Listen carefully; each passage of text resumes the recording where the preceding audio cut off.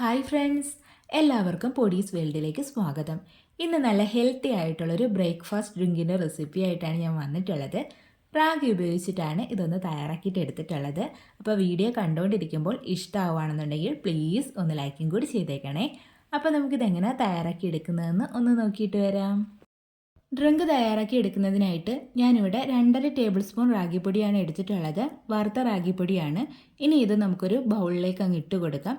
അതിനുശേഷം ഇതിലേക്ക് കുറച്ച് വെള്ളം ഒന്നൊഴിച്ചിട്ട് ഇത് നന്നായിട്ടൊന്ന് മിക്സ് ആക്കിയിട്ട് എടുക്കാം. ഒട്ടും തന്നെ കട്ടകളൊന്നും ഇല്ലാതെ വേണം മിക്സ് ചെയ്തിട്ട് എടുക്കാൻ. അപ്പോൾ അതൊന്ന് മിക്സ് ആക്കി എടുത്തിട്ടുണ്ട്. ഇനി നമുക്കിതൊന്ന് കുക്ക് ചെയ്തിട്ട് എടുക്കാം. അതിനായിട്ട് ഞാനിവിടെ ഒരു പാൻ എടുത്തിട്ടുണ്ട്. അതിലേക്ക് 1.5 കപ്പ് അളവിൽ വെള്ളം ഒന്ന് ഒഴിച്ചു കൊടുക്കുന്നുണ്ട്. ടോട്ടൽ 2 കപ്പ് അളവിൽ വെള്ളം ഞാൻ ഇതിലേക്ക് ഉപയോഗിച്ചിട്ടുണ്ട്. ഈ ഒരു വെള്ളം ഒന്ന് ചൂടായിട്ട് വരട്ടെ. അപ്പോൾ വെള്ളം ഒന്ന് ചൂടായിട്ട് വന്നിട്ടുണ്ട്. ഇനി നമുക്കിതിലേക്ക് മിക്സ് ചെയ്ത് വെച്ചിട്ടുള്ള റാഗി ചേർത്ത് കൊടുക്കാം. ഇതിലേക്ക് ചേർത്ത് കൊടുക്കുന്നതിന് മുന്നേ റാഗി ഒന്നും കൂടി നന്നായിട്ട് മിക്സ് ചെയ്തിട്ട് എടുക്കണം.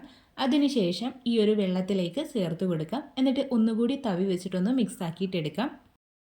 അതിനുശേഷം ഞാൻ ഇതിലേക്ക് ഒരു ചെറിയ കഷ്ണം പട്ട കൂടി ചേർത്ത് കൊടുക്കുകയാണ്. പട്ടയ്ക്ക് പകരമായിട്ട് ഏലക്കാപ്പൊടി ചേർത്ത് കൊടുക്കാവുന്നതാണ്. പിന്നീട് ഇതിലേക്ക് കുറച്ച് ഉപ്പും കൂടി ചേർത്ത് കൊടുക്കുന്നുണ്ട്. എന്നിട്ട് ഇത് നന്നായിട്ടൊന്ന് മിക്സ് ആക്കിയിട്ട് എടുത്തിട്ട് നമുക്കിതൊന്ന് കുക്ക് ചെയ്തിട്ട് എടുക്കാം. ഇതൊരു മീഡിയം ഫ്ലെയിമിൽ വെച്ചിട്ട് വേണം കുക്ക് ചെയ്തിട്ട് എടുക്കാൻ വേണ്ടിയിട്ട്. അതുപോലെ തന്നെ കൈവിടാതെ ഇളക്കി കൊടുക്കാനും കൂടി ശ്രദ്ധിക്കണേ. അല്ലാന്നുണ്ടെങ്കിൽ കട്ട പിടിച്ച് പോകാനോ അടിക്ക് പിടിച്ച് പോകാനോ ഒക്കെയുള്ള ചാൻസ് ഉണ്ട്. കുറച്ച് സമയം കഴിയുമ്പോൾ തന്നെ ഇത് നന്നായിട്ട് കുക്കായി വരും. നല്ല രീതിയിൽ തിക്കായിട്ട് വരും.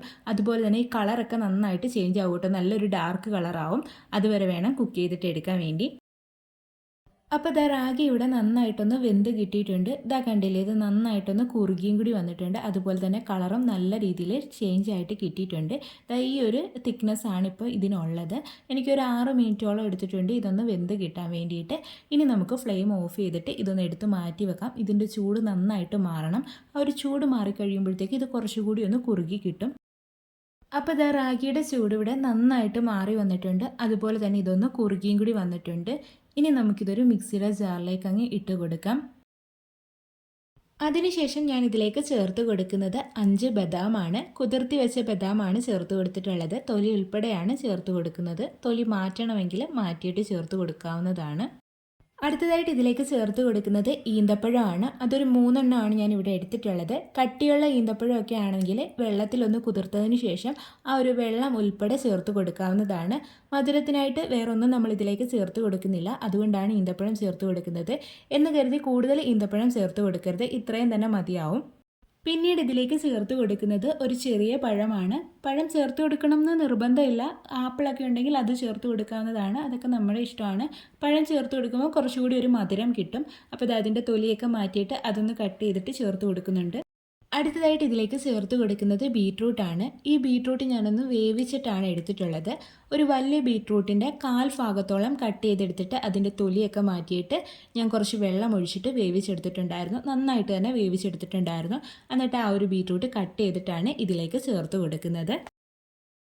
അതിനുശേഷം ഞാൻ ഇതിലേക്ക് ചേർത്ത് കൊടുക്കുന്ന ബീട്രൂട്ട് വേവിച്ചെടുത്തിട്ടുള്ള ആ ഒരു വെള്ളമാണ്. അതുകൂടി ചേർത്ത് കൊടുക്കാം.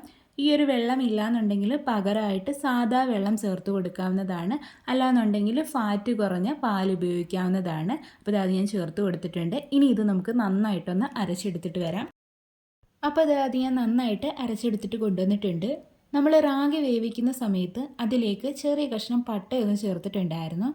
ആ ഒരു പട്ട വേണം എന്നുണ്ടെങ്കിൽ എടുത്ത് മാറ്റാം കേട്ടോ.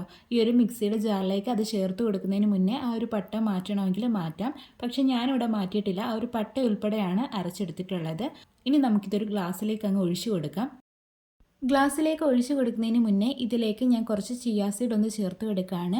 1 ടേബിൾ സ്പൂൺ ചിയാ സീഡ് എടുത്തിട്ട് കുറച്ച് വെള്ളത്തിലൊന്ന് കുതിർക്കാൻ വേണ്ടിയിട്ട് വെച്ചിട്ടുണ്ടായിരുന്നു. ഒരു അരമണിക്കൂർ മുന്നെയാണ് ചെയ്തിട്ടുണ്ടായിരുന്നത്. അപ്പോൾ അതിൽ നിന്നും കുറച്ച് ചിയാ സീഡ് നമുക്കിതിലേക്ക് ചേർത്ത് കൊടുക്കാം. അതിനുശേഷം ഇതിലേക്ക് ആ ഒരു ഡ്രിങ്ക് ഒന്ന് ഒഴിച്ചു കൊടുക്കാം. എന്നിട്ട് ഇത് നന്നായിട്ടൊന്ന് മിക്സ് ആക്കിയിട്ടും കൂടി എടുക്കാം കേട്ടോ. അപ്പോൾ ഇത്രയേ ഉള്ളൂ. ഹെൽത്തി ആയിട്ടുള്ള റാഗി ഡ്രിങ്ക് ഇവിടെ റെഡി ആയിട്ടുണ്ട്. ഇത് ബ്രേക്ക്ഫാസ്റ്റ് ആയിട്ട് കഴിക്കുകയാണെന്നുണ്ടെങ്കിൽ കുറേ നേരത്തേക്ക് നമുക്ക് വിശക്കെ തോന്നില്ല കേട്ടോ. വയറ് ഫില്ലാക്കി വെക്കാൻ വേണ്ടിയിട്ട് ഇത് ഹെൽപ്പ് ചെയ്യും. അതുവഴി വെയിറ്റ് ലോസിനും വെയിറ്റ് മാനേജ്മെൻറ്റിനും ഇത് ഹെൽപ്പ് ചെയ്യും. അതുമാത്രമല്ല നമ്മുടെ സ്കിന്നിനും ഹെയറിനും എല്ലുകൾക്കും പല്ലുകൾക്കും ഒക്കെ ഏറ്റവും നല്ലൊരു ഡ്രിങ്കാണ് കേട്ടോ. അപ്പോൾ എല്ലാവരും ഇതൊന്ന് തയ്യാറാക്കി നോക്കണേ. തയ്യാറാക്കി നോക്കിയിട്ട് ഫീഡ്ബാക്ക് പറയാൻ മറക്കല്ലേ. നമ്മുടെ ചാനലിൽ റാഗി ഉപയോഗിച്ചിട്ട് തയ്യാറാക്കി എടുത്തിട്ടുള്ള കുറേ ഡ്രിങ്ക്സൊക്കെ ഉണ്ട് കേട്ടോ, ഹെൽത്തി ആയിട്ടുള്ളത്. അപ്പോൾ അതെല്ലാവരും ഒന്ന് കയറി കണ്ടുകൂടി നോക്കണേ. വീഡിയോ ഇഷ്ടമായിട്ടുണ്ടെങ്കിൽ പ്ലീസ് ഒന്ന് ലൈക്കും കൂടി ചെയ്തേക്കണേ. അതുപോലെ തന്നെ ആദ്യമായിട്ട് ചാനൽ കാണുന്ന കൂട്ടുകാരാരെങ്കിലും ഒക്കെ ഉണ്ടെങ്കിൽ ഒന്ന് സബ്സ്ക്രൈബ് ചെയ്ത് സപ്പോർട്ടും കൂടി ചെയ്യണേ. വീണ്ടും നല്ലൊരു വീഡിയോ ആയിട്ട് വരാം. Thanks for watching.